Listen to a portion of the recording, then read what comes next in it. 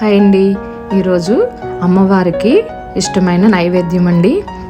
ఇది అన్న కేసరి అండి. దీనికోసం ముందుగా కొద్ది కుంకుమ పువ్వు కప్పులో వేసుకొని కొద్ది వాటర్ వేసుకొని పక్కన పెట్టుకోవాలి. చూడండి, ముందుగా చిన్న కప్పుతో నేను రైస్ కడిగి పెట్టుకున్నానండి. అదే కప్పుతో 3 గ్లాసుల నీళ్ళు వేసుకొని మనం ఉడికించుకోవాలి. ఇప్పుడు చూడండి, ఇలా పొంగిన తర్వాత చిన్న మంట పెట్టుకొని సైడ్కి పెట్టుకొని ఉడికించుకోవాలి. ఇప్పుడు చూడండి, తీసి చూపిస్తున్నాను. రైస్ ఇలా ఉడికింది కదండి.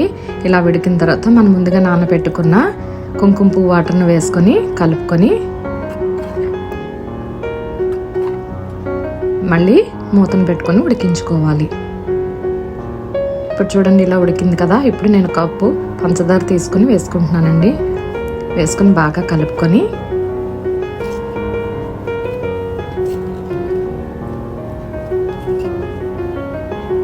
ఇలా బాగా కలుపుకొని కొద్దిగా ఇలాచీ పౌడర్ వేసుకొని కలుపుకోవాలి. ఇలా కలుపుకొని మరొకసారి మూత పెట్టుకొని ఉడికించుకోవాలి. ఇందులో చూడండి, ఒక ప్యాన్ తీసుకుని అందులో కొద్దిగా ఆవు నెయ్యి వేసుకున్నానండి. అందులో కొద్దిగా జీడిపప్పు, కొద్దిగా కిస్మిస్ వేసుకొని వేగించుకోవాలి. ఇలా వేగిన తర్వాత చూడండి, మనకి అన్న కేసరి రెడీ అయిపోయిందండి. ఇప్పుడు దీనిలోని మనం ముందుగా వేగించి పెట్టుకున్న జీడిపప్పు, కిస్మిస్ని వేసుకొని మరొకసారి బాగా కలుపుకోవాలి. అంతేనండి, అమ్మవారికి ఎంతో ఇష్టమైన అన్న కేసరి ప్రసాదం రెడీ అండి. మీ దగ్గర కుంకుమ పువ్వు లేకపోతే పసుపు కానీ బీట్రూట్ వాటర్ కానీ వేసుకుని అమ్మవారికి ప్రసాదం తయారు చేయొచ్చు. అంతే అండి, అమ్మవారికి నివేదన చేద్దాం.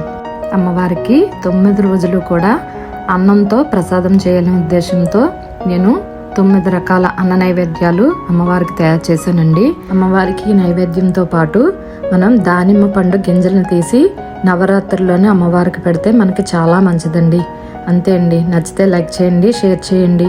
మీరు కూడా ఈ ప్రసాదాలు తయారు చేసి కామెంట్ సెక్షన్లో కామెంట్ చేయండి.